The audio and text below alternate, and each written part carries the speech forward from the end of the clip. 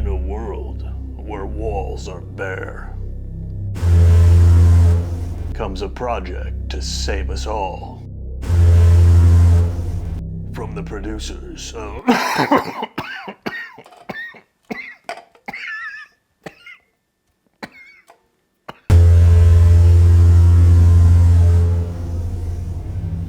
movie voice is hard on the pipes. Hello and welcome to Davo DIY. Are you like me? Do you get a little RSS in the house sometimes?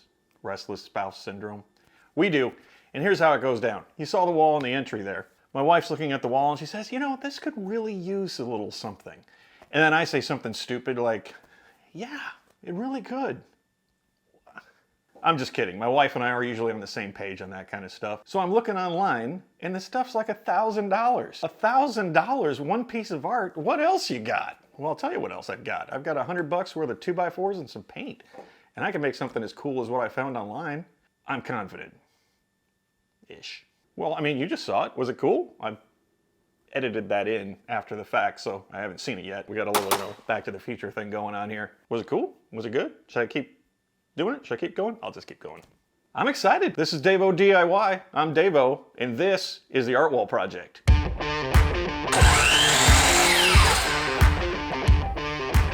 So we're downtown for breakfast one day, and we see this divider wall in a restaurant, and it was kind of made up of squares, little connectors, and we thought, you know, that looks pretty cool. I could turn that sideways and actually cover this area. We've got a big wall here to cover, and that's the problem. It's 87.5 inches wide, 126.5 inches tall. So to see if I'd like the way this looks, I use Microsoft Excel. I know. Why would you use a spreadsheet? There's plenty of programs out there that could help you design this and look good. Well, here's the problem. They're not on my work computer for use on my lunch hour. And there's too many numbers in my life already that end in a month. Talking to you, Netflix, Amazon, Paramount Plus.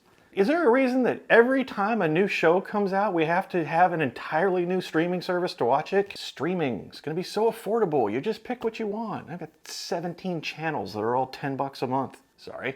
Back to our program. The Microsoft Excel thing's kind of another quick and dirty way to get things done. It's what we did on this wall behind me. So on that one, every square was 3 inches. Because it's to scale, you can see the exact shape, how it's going to turn out, and also how it's going to look on the space that you have available. So here it is for our art wall project. We decided on 16.5-inch squares with 5-inch connectors, and it gives us about an 11-inch border all the way around the piece on the wall. I like the way it looks. It has kind of those cool geometric patterns. You can see lines and just other shapes and things in it. It's just interesting, and again, it'll take up a lot of space, which is the whole idea. All right, so that looks good. I'm gonna head upstairs. If you and the crew could pack up all these lights and the camera, get that all up there, that'd be great.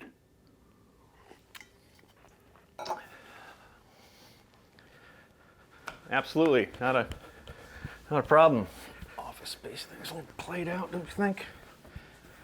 Everything doesn't have to be a movie quote. Hi, I'm also the crew. Oh, coffee. That's good. It's good. It's good. Okay, we have 15 squares. The squares are 16.5 inches square. So 15 times 4 is 60. We need 60 of the angled boards at 45 degrees, and we're going to need 22 of the 5-inch connectors. Let's get to work. So we want to slide over to 45, and make the first cut.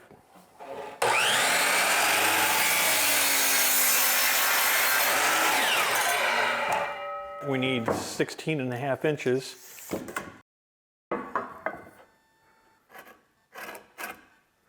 We need our 45 coming the opposite way. We've wrapped this reference mark around the top. Just take that line and cut the other 45.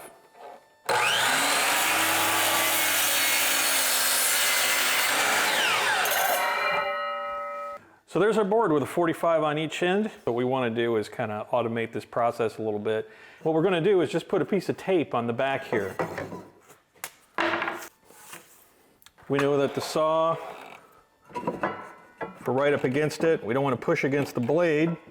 We know that's our mark.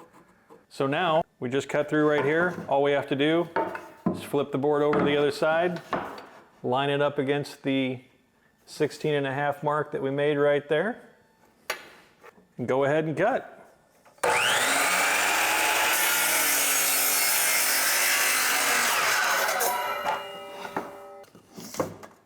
16.5. We need 60, 4 down, 56 to go. I think it's time for a montage. What was that? No. No. Yeah.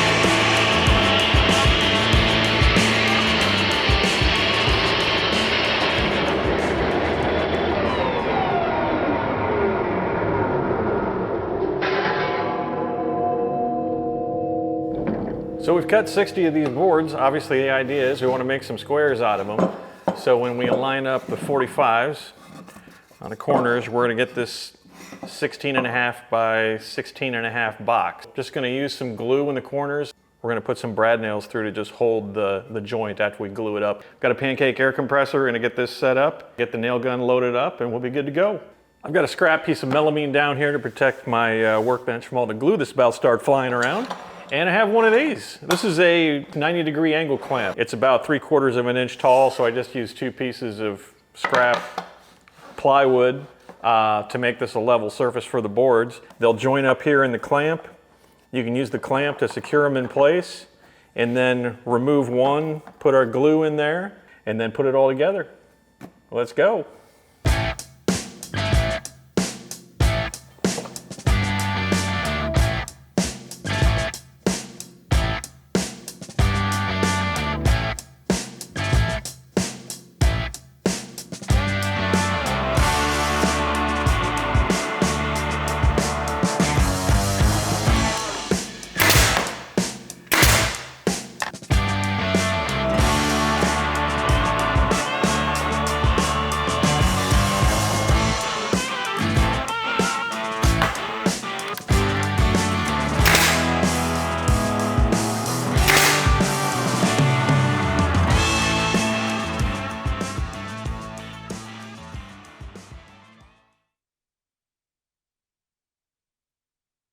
One, 2, 3, 4, 5, 6, 7, 8, 9, 10, 11, 12. 13, 14, 15. That's nerdy. So we need to do some finishing work on these and get these looking as good as we possibly can. So we just want to do some sanding. We've got a pretty aggressive 60, I think this is. And then we've got 150 and a 220.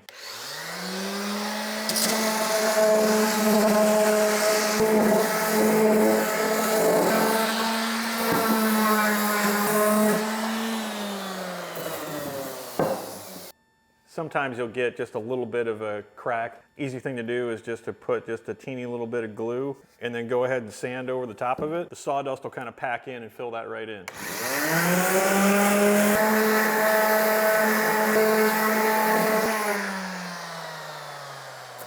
Once you take the higher sandpaper grits to it and smooth it out, it really looks good. It looks like we started with a lot better product than we did, and certainly going to work for what we do. So we take the 16.5-inch boxes.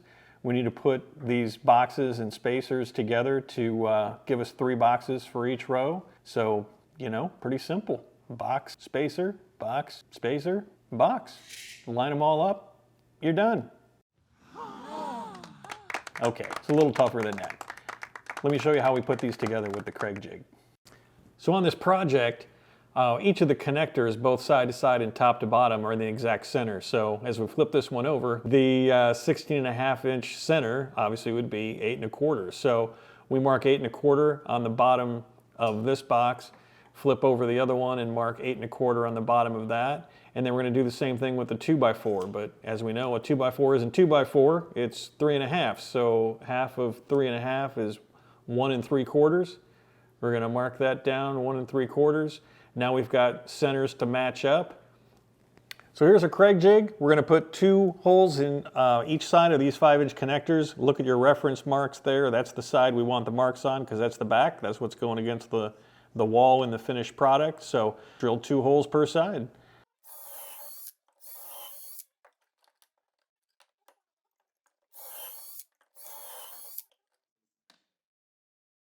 So we're going to put a little glue on each side of this connector. Once we have this glued up, we're just going to line up those center marks on both the connector and the squares. You can see we've got a clamp here also. On the Kreg jig system, if you don't have the board secured, sometimes, especially when it's kind of floating in the air like this, the torque of screwing this together will make that board turn and no longer be in alignment. So we're just putting a little pressure on with the clamp. Once we have that set and it's not going anywhere, we're going to put 2 screws in through each side and this will be all secured, and when it dries up this is going to be just a rock solid joint. So 2 more here on the other side and we'll be good to go. Okay, to the paint booth. We do not have a paint booth. That's disappointing. Do we have foam rollers? Yeah, little plastic trays? Brushes? There you go. All right. Stay positive, America. That's the message. Or whatever country you're watching from. Didn't mean to insult our massive international audience. You know, that's the point of the channel. You don't have to have every piece of equipment. We can use a foam roller and a paintbrush and get a smooth finish on this still, and it's going to look awesome. So, find yourself a place to work, get set up, and put a couple coats on with the roller. And since watching paint dry is not the most interesting thing, speed this up a little.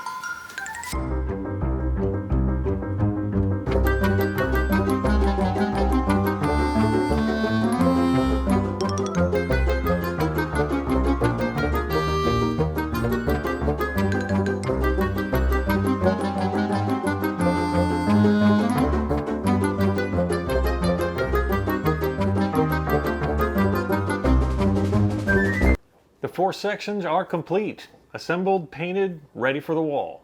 The first section is 2 rows with connectors. It weighs about 45 pounds. After that, it's 2 individual rows with connectors at the top, and then the final row of 3 at the top. The whole thing weighs about 100 pounds, so we need to hit studs on each individual piece.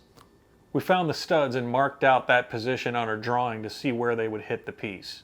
So here's where those studs hit, and you can see the blue lines marked where we're going to attach this to the wall. So we're going to attach here on the right-hand side going up, hit this stud. Over here on the left side, it doesn't match up with those horizontal spacers, but the vertical ones hit it right on the edge. We're going to need to be careful not to split the wood, but going up this left-hand side, we can hit this middle connector and secure it on that end. So here we are, moment of truth. Time to go put this thing on the wall. Come on, Maisie. For assembly, we're going to use one of my absolutely favorite tools, the laser level. We won't completely rehash the technique here, but if you go to the slat wall project, you can see how we tape out our marks on the wall and use the laser level. But as we dim down here, you can see the marks that it creates. We want the vertical line for the laser level going straight down the left side of the piece. The blue line is there just to show us that's exactly where it is in case something gets bumped. We can easily look down and verify that the line is still where it needs to be. But once we have that, these laser level lines are telling us exactly where the left edge and the bottom of this piece are. While it's obvious from looking at me that I have the upper body strength to hold a 100-pound art piece with one hand and drill it in with the other, I didn't want to show off, and maybe not everybody wants to do it that way. So we wanted to have a different way to help secure this piece before we drill it in. It's also critical that that first section is exact. If it's off, if it's tilted a little bit, that's an error that's going to magnify all the way up the wall. We want to make sure that is absolutely level and set. We have a nice little ledge here underneath the painted part of the wall. So we created these blocks of wood that won't tip and set the right height. We can put these on the ledge. We can set the first 2 rows on these blocks and we're at the right height. We drill pilot holes, screw the piece into the stud, do the same thing on the left. By the way, if you weren't using something like this, I would change today. I can't believe how long I went using Phillips head screws and fighting all of that. You get the bit here for the T25, and when it goes in, it is locked in. It's no slip. Absolutely awesome. From there, we want to do the same stabilization on additional rows so we don't have to hold on to the piece of wood while we're trying to get it secured properly. So I mentioned via text in the middle of the video there to cut 3 additional blocks. If we just set the piece down on the connectors that are there, obviously it's going to tip forward. This gives us a flat surface that'll sit against the wall. Lets us ensure everything's oriented properly so we can screw it in and know we're exactly in line. Get it lined up. Drill it in like before. That row's done. Lather, rinse, repeat. So for the final row here, we obviously don't have a connector. It works fine on the right. We can still go on the horizontal piece and screw it in. But on the left, we don't have that connector that's above the 3 squares. So what I did was measure out exactly where the stud was going to hit the 3rd box. We put the piece back in the Kreg jig and made a Kreg hole, I guess you call it, on the top of the box. So that we could screw in to the stud through the hole that the Kreg jig leaves. It leaves some ugly holes on the top that you certainly could patch up if you want, but as long as no one over 10 feet tall is walking through the room, nobody's going to look down and see it. Just you and me. Don't tell anybody. Sorry we don't have any fancy camera angles or better footage of what we're doing here. You get the idea. At the time, I was hyper-focused on not dying. So that's it. As I mentioned, little puttying of the hole, sanding it down, little repaint to touch it all up so you can't see any of the connection points. But we're basically done. Oh, right there. There it was. Back that up. Did you see that? Oh yeah, there it is. Hitch them britches. That is the pants pull of pride right there. You know, it really is the payoff in doing something like this. It's a great feeling to come up with an idea, imagine what it's going to look like, design it out, go buy the materials, and put it all together. It can be a lot of work, but in the end, it looks great. You did it yourself. There's so much pride in that. It's so worth it.